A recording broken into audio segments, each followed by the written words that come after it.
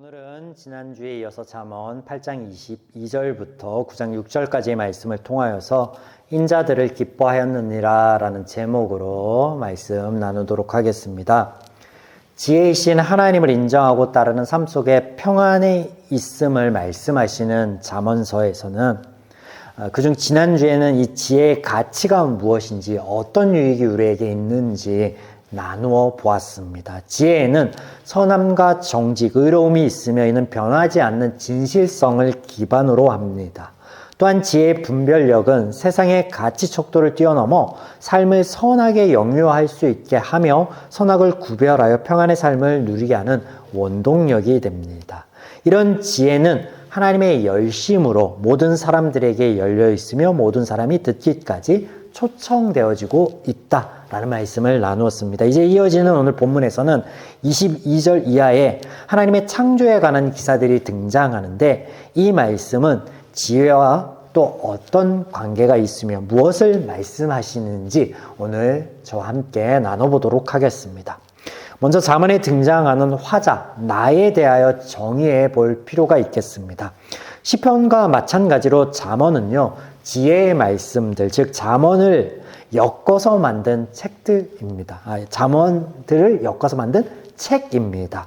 대부분은 솔로몬의 기록이며 그 외에도 아굴과 르우엘의 잠언이 있고 또 익명의 지혜자의 글도 실려 있습니다. 지금까지 본문은 솔로몬의 잠언, 즉 솔로몬의 지혜의 말들로 표현되고 있습니다. 화자가 솔로몬으로 기록되고 있는데, 그런데 유의하여 보았는지는 모르겠으나 이 지혜의 말들을 이어가는 화자로서의 솔로몬으로 보기에 애매한 대목들이 많이 그간에 등장하였다라는 것이죠. 몇 가지 살펴보면 1장 23절에 보면 나의 책망을 듣고 돌이키라. 보라, 내가 나의 영을 너에게 부어주며 내 말을 너에게 보이리라. 솔로몬이 영을 부어줄 수 있을까요? 8장 12절에는 나 지혜는 명철로 주소를 삼으며 지식과 근신을 찾아 얻나니. 솔로몬이 자신을 지혜이다 라고 부르고 있습니다. 솔로몬이 화자인지 아니면 지혜가 화자인지 구분이 쉽지 않죠. 8장 17절에 나를 사랑하는 자들이 나의 사랑을 입으며 나를 간절히 찾는 자가 나를 만날 것이라. 솔로몬을 만난다는 얘기예요? 하나님을 만난다는 얘기입니까? 8장 22절에는 여호와께서 그 조화의 시작 곧 태초에 일하기 전에 나를 가지셨으며. 솔로몬이 아담보다 먼저 있었던 건가요? 이 외에도 가장 빈번하게 나오는 표현이 이것이죠. 나의 아들아, 나의 말을 들어라. 그래야 하면 유익, 선, 생명 등을 얻으리라. 근데 너무 많이 등장하여 일일이 찾아서 읽어드리기 어려울 지경인데, 솔로몬의 말 안에 생명과 선을 얻을 수 있다라는 거예요. 하나님이 아니고. 이 비슷한 주제로 시편 강해 때 말씀을 나눈 것이 떠오릅니다. 핵심은 성경의 저자는 하나님이며 하나님의 이야기, 하나님께서 어떤 분이시며 어떤 일들을 행하셨는지 이것을 말씀하고 계신다라는 거예요. 이때 성경의 저자는 이런 하나님과 하나님의 일하심을 이해하기 위한 배경 정도로 보시면 좋겠습니다. 잠언서도 솔로몬의 지혜의 말들을 이어가다가 하나님의 음성을 직간접적으로 인용하고 있다라고 보는 것이 아닌, 하나님께서 하나님의 이야기를 하고 계신다, 하나님께서 하나님의 말씀을 이어가고 계신다, 이렇게 이해하면 되겠습니다. 서두에 왜 이런 이야기를 드리는가?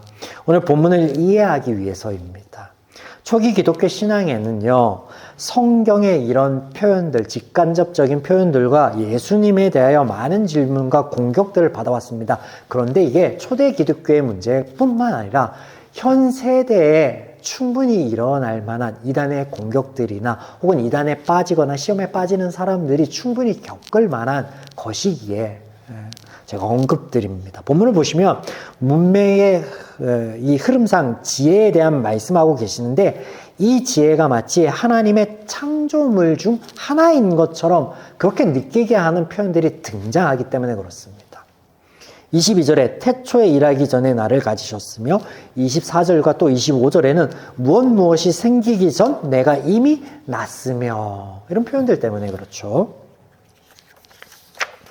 이런 문맥들을 설명하고자 한편에서는 이 지혜가 삼위일체 중에 한 분이신 성자 예수님을 의미한다 라고 복음서의 내용들과 비교하면서 말하기도 합니다. 네, 말씀드리고 싶은 것은 중요하지 않는 이런 표현 방식이나 성경이 쓰여질 당시 사람들의 관념에서 파생된 말들에 너무 우리가 집중할 필요가 없다라는 거예요. 성경은요, 하나님의 책입니다. 이거 하나면 족합니다. 본질에서 벗어나면 앞서 말씀드렸듯 이단의 공격 혹은 이단에 빠지거나 시험에 들 소지가 다분하기 때문에 그렇죠. 오늘 본문으로 돌아가 전체 잠언의 말씀 안에서 본 구절은 지혜의 초청 사이에 등장하는 지혜의 초청, 그리고 지혜에 대한 설명부, 그리고 지혜의 초청, 이렇게 흐름이 되어 있거든요. 그런데 이 지혜의 초청과 초청 사이에 등장하는 지혜에 대한 설명부로서 지난주에 8장 6절에서 21절까지에는 지혜의 가치가 무엇인지 말씀하여 주시는 것을 살펴보았고, 오늘 8장 22절에서 31절까지 사이에는 어떤 말씀이 등장하냐면 이 지혜의 실체에 대한 말씀이 등장합니다. 자, 이런 본문을 한마디로 요약하면 하나님께서 지혜로 세상을 창조하셨다랍니다. 그 이상도 그 이하도 아니에요. 딱 그거면 됩니다. 세부적으로 좀 보겠습니다. 22절 이하의 말씀에 창조에 대한 이야기가 주로 등장하는데 우리가 창세기에 등장하는 어떤 전개나 표현들과는 조금 다르다라는 것을 알 수 있는데, 본문의 창조에 대한 서술은요, 당시 사람들의 우주관을 배경으로 기술되고 있습니다. 그래서 좀 소개해 드리려고 합니다. 고대 히브리인들에 의하면 먼저 사람들이 거하며 동물과 식물들이 서식하는 땅이 있습니다. 그리고 이 땅을 주변으로 바다가 두르고 있고, 땅은 두 가지의 기둥이 있는데 하나의 기둥은 땅이 바다에 빠지지 않게 땅의 기둥이 바다 깊숙이 뿌리 내리고 있다라고 생각하였고, 또 하나의 기둥은 이 거대한 산 같은 것들이 있어서 하늘을 떠받치고 있다라고 여겼습니다.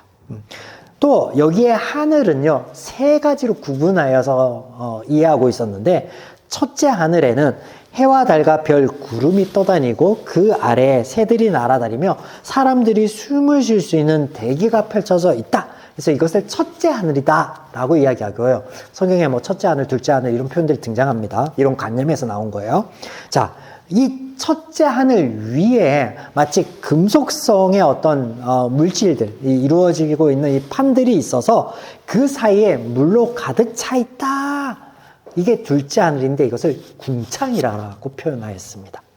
또 마지막 이 둘째 하늘에 넘어 하나님이 거하시는 처소로서의 셋째 하늘을 그들이 이해하고 있었습니다. 이렇게 하나, 둘, 셋으로 나누어서 하늘이라는 개념을 이해하고 있었습니다.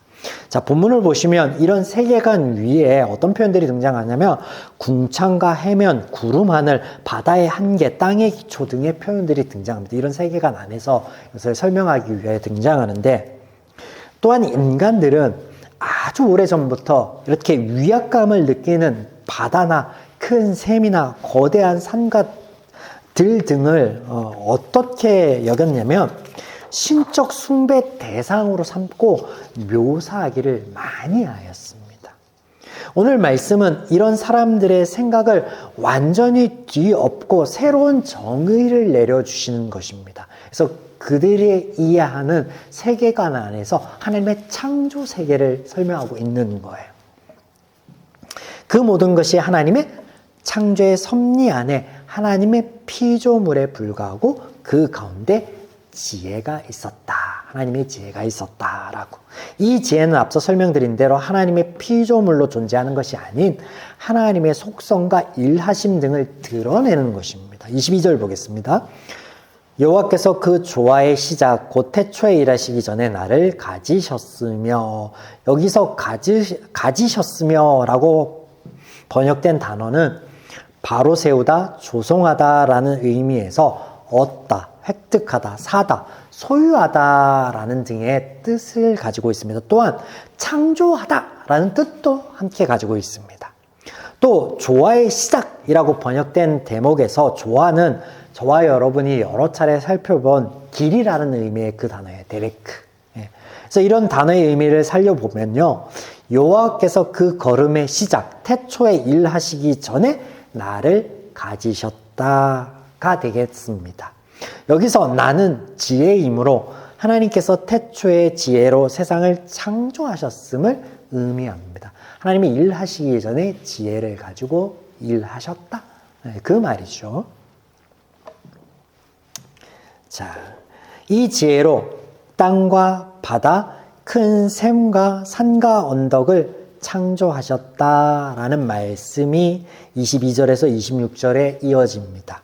무지한 인간들이 숭배의 대상 삼고 있는 것들을 모두 하나님께서 창조하신 하나님의 피조물에 불과하지 어떤 신적인 어떤 것이 아니다라는 말씀을 하시는 거예요.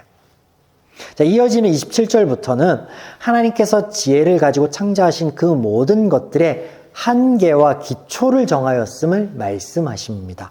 28절과 29절을 제가 쉬운 성경으로 읽어드리겠습니다. 그분이 구름을 위에 두시고 바다의 샘을 확실히 정하실 때, 그분이 바다의 한계를 명하여 물이 그 경계를 넘지 못하게 하실 때, 그분이 세상의 토대를 세우실 때, 네, 하나님께서 만드신 그 모든 것들에 법칙을 부여하셨음을, 그래서 하나님께서 입혀놓은 그 법칙 안에서만 하나님의 피조물인 그 산과 바다들과 큰 물이 존재할 수 있다라는 것을 말씀하고 계시는데, 왜 이런 창조 기사가 등장하고 있는가? 앞서 제가 자연 앞에 인간들이 위압감을 느끼며 그것들을 숭배의 대상으로 삼았다라고 말씀을 드렸죠. 바로 이런 죄인들의 마음을 치료하고 위로하시고 비뚤어진 생각을 바로잡기 위함입니다. 너희가 위압감을 느끼는 하늘과 바다는 너희를 해치지 못해. 내가 정하여 놓은 법칙 안에서 너희를 위할 뿐이야. 이 모든 것이 내가 너희를 위하여 창조한 축복일 뿐이야 라고 말씀하시는 거예요. 그래서 30절과 31절에 이런 말씀이 등장하죠. 내가 그 곁에 있어서 창조자가 되어 날마다 그의 기뻐하시는 바가 되었으며 항상 그 앞에서 즐거워하였으며 사람이 거처할 땅에서 즐거워하며 인자들을 기뻐하였느니라. 자, 하나님께서 이렇게 천지를 창조하실 때 누렸던 기쁨과 즐거움에 대해서 표현하고 있는데요. 우리는 이런 동일한 표현을 창세기 1장에서 이미 보았습니다. 어떻게 표현되고 있습니까? 하나님께서 매일 창조 때마다 보시기에 좋았더라라고 이 기쁨을 표현하셨습니다. 그리고 이 하나님의 기쁨의 실체, 대상, 31절에 알 수 있듯이 그것은 뭐예요? 하나님의 형상을 닮아 창조된 사람들로 향하고 있다라는 거예요. 사람이 하나님께서 만드신 피조 세계 위에 거할 것을 바라보며 하나님께서 어떻게 기뻐하시고 즐거워하셨다라는 거예요. 너희의 기쁨을 위해, 나의 즐거움을 위해 창조한 것들은 섬김의 대상이 아니라 그것들이 너희를 위해 존재한다라고 말씀하시므로 헛된 위압감과 두려움으로부터 벗어날 수 있도록 우상 숭배의 고통으로부터 속박으로부터 벗어날 수 있도록 이렇게 말씀하신다라는 거예요. 이렇게 하나님께서는 지혜의 유용성과 실체에 대하여 말씀하시는데, 그 모든 것은 사람에게 있어 선하고 좋은 것, 유익이 되는 것이다 라고 말씀하고 계십니다. 잠언 8장 1절에 이런 하나님의 지혜의 초청으로 시작된 말씀이 지혜에 대하여 가르쳐주고 알려주신 후에 다시금 초청으로 이어집니다. 자, 8장 1절에서 6절까지 하나님의 지혜에 대한 초청이 등장하였고, 그 이후에 6절부터 5절까지 초청이고 6절부터 21절까지 지혜의 가치가 무엇인지 설명하였고, 또 우리가 살펴본 바 22절부터 31절까지는 그 지혜의 실체가 무엇인지 살펴보았잖아요. 이후에 등장하는 32절에서 9장 6절까지는요, 초청이 다시 한번 등장합니다. 그래서 초청과 하나님의 설명, 그리고 초청, 이렇게 문장이 구성되어 있습니다.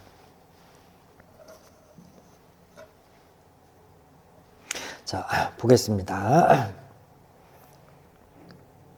32절. 아들들아 이제 내게 들으라. 내 도를 지키는 자가 복이 있느니라. 초청하고 있죠.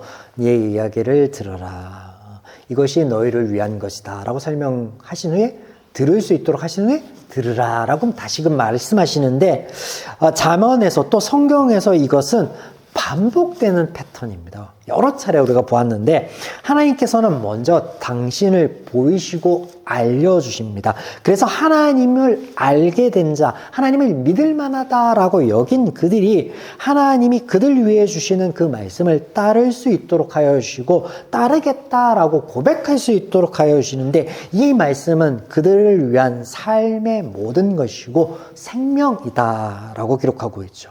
오늘 동일하게 지혜가 무엇인지 말씀하여 주시는 것도 일맥상통합니다. 지혜를 따를 수 있도록. 왜냐하면 그 지혜를 따라야 그 삶이 행복하고 생명력이 있을 테니까. 자, 여러 표현으로 성경에 등장하고 있지만 한 가지예요. 하나님을 경외하는 것, 하나님을 사랑하는 것, 지혜와 명철을 얻는 것, 한 가지만 하면 이 모든 것이 이루어진데 그게 뭐예요? 우리를 위한 하나님의 말씀을 내가 듣고 따르는 것. 이 하나에 이 모든 게 포함돼요. 그것이 예배고요. 또한 그것이 찬양입니다. 35절 보겠습니다. 대저 나를 얻는 자는 생명을 얻고 여호와께 은총을 얻을 것임이니라. 하나님의 말씀을 듣고 따르는 자, 생명을 얻고 하나님으로부터 오는 기쁨을 공급받게 될 것이다 라고 말씀하고 계십니다. 우리말 성경에는 은총으로 번역된 이 단어가 아주 재미있습니다. 이 단어는요, 호의, 선의라는 의미와 동시에 즐거움과 기쁨이라는 뜻을 가지는데 이런 거예요. 호의로 시작된, 선의로 시작된 그 결과 오는 즐거움과 기쁨이라는 거예요. 자, 보세요. 이 단어는 앞서 하나님께서 사람들을 위해 기쁨과 즐거움을 가지고 세상을 창조하신 것 같이 이 하나님의 있던, 태초에 있던 이 기쁨이 하나님의 일하심, 하나님의 선의, 하나님의 은혜의 결과 우리에게 전가되어서 그 하나님의 말씀을 따를 때 우리 안에서 샘솟는 기쁨에 대해서 말씀하시는 거예요. 이해가 되시죠? 36절. 그러나 나를 잃는 자는 자기 영혼을 해하는 자라. 나를 미워하는 자는 사망을 사랑하느니라. 표면적 의미만 보아도 앞에 생명과 기쁨과는 정반대인 것을 우리가 알 수 있는데 원어로 보면요, 보다 적나라하게 표현되고 있습니다.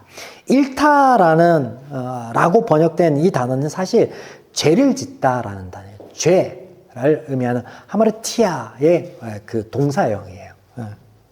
그래서 우리는 여기서 하나님의 말씀을 따름으로 누릴 수 있는 모든 것들을 누리지 못하는 삶 자체가, 그 행위 자체가 뭐라고 말씀하신다라는 걸 알 수 있어요? 그게 죄다라고 말씀하시는 것을 알 수 있습니다. 말씀을 듣고 따르지 않는 것을 죄를 짓다라는 이 동사를 가지고 표현하고 있기 때문에 그렇죠. 이어서 죄를 짓는 자, 자기 영혼을 학대하는 자이며 죽음을 사랑하는 자라고 말씀하십니다. 한 가지 더, 미워하는 것.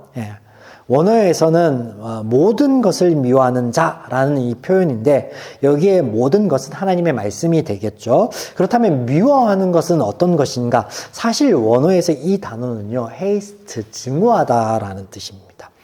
조금 꺼려하는 것, 조금 하나님 말씀 따르는 것을 등한시하는 정도가 아니에요. 그런 의미가 아니에요. 하나님을 사랑하지 않는 것, 하나님을 경외하지 않는 것, 하나님을 증오하는 것을 표현하고 있습니다.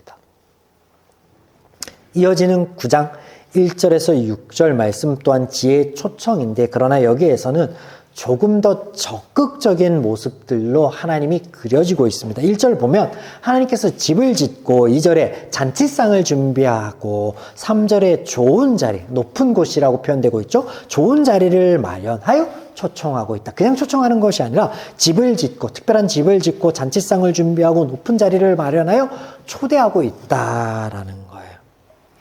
그렇게 초대하면서 돌이켜 지혜 있는 자, 생명을 얻고 명철의 길을 행하라 라고 말씀하시는데, 여러분, 이런 지혜의 초청이 어떻게 들리십니까? 하나님께서 이렇게 말씀하시는 거예요. 내게로 와 쉼을 얻어라. 내게로 와 평안을 찾아라. 내게로 와 생명을 얻으라 라고. 사랑하는 여러분, 하나님께서는 우리가 하나님의 말씀을 듣고 따라서 풍성한 생명력 있는 삶을 살아가기를 간절히 바라십니다. 이를 위해 하나님께서 집을 짓고 잔치를 준비하는 등의 수고하는 것을 마다하지 않습니다. 혹 내 삶 가운데 왜 이런 하나님의 일하심, 하나님의 열심이 보이지는 않지? 라고 반문해 볼 수도 있는데, 복음서에 보시면요, 예수님께 기적과 이적을 바라는 사람들에게서 예수님이 어떤 말씀을 하시냐면, 약속된 그리스도의 사역, 이것을 의미하는 물고기 뱃속에서 3일 있었던 그 선지자의 그 이적 말고 내가 보여줄 것이 없다라고 말씀하시고, 때로는 사람들이 그런 기대감에 예수님을 쫓아다닐 때 그런 무리들을 피해 다니시기도 하십니다. 무엇입니까? 오늘 지혜로라 명철하여라 말씀하여 주시는 하나님을 본문 가운데 발견하는 것이에요. 뭐냐면 말씀하여 주시는 것, 듣는 것이 먼저이며 전부이다라는 거예요. 성경 안에서 하나님을 알고 하나님의 일하심을 알게 될 때 비로소 우리의 삶 가운데 임재하시는 하나님의 섭리와 은혜가 무엇인지 하나님의 눈과 마음으로 우리가 분별하고 보게 되는 거예요. 그래서 다 같은 일상이고 동일한 한 끼 식사인데 감사할 수 있고 자족할 수 있고 그 안에서 마음과 생각을 지킬 수 있고 평안할 수 있는 것은요, 우리가 지난주에 살펴본 것처럼 하나님의 지혜 안에서, 하나님의 말씀 안에서 분별될 때예요. 세상의 가치관을 쫓지 않을 때예요. 그런데 우리는요, 너무나 당연하게도 세상의 가치관 안에서, 물론 세상을 살아가면서 너무나 힘겹고 버겁고 그 마음의 상처 때문에, 육신의 피로감 때문에 하나님께 구할 수는 있으나, 그렇게 구하는 것 안에 하나님은 잠잠할 수밖에 없습니다. 왜냐하면 이적과 기적을 보이는 것이 전부가 되고 메인이 되는 거 하나님 바라시지 않거든요. 그럴 수 있음에도 불구하고 우리를 위해서 하나님께서는 눈물을 먹고 참으시는 거예요. 여러분, 자녀들이 아파하고 자녀들이 고통스러워하는데 그것을 그냥 지켜만 보아야 하는 부모의 마음이 어떤 건지 잘 아시지 않습니까? 오늘 하나님의 말씀을 기억하며 하나님 안에 있는 지혜의 실체가 무엇인지 깨달아서 우리의 삶 가운데 누릴 수 있는 저와 여러분이기를, 또 우리 한 주의 발걸음이기를 주님의 이름으로 축원드립니다.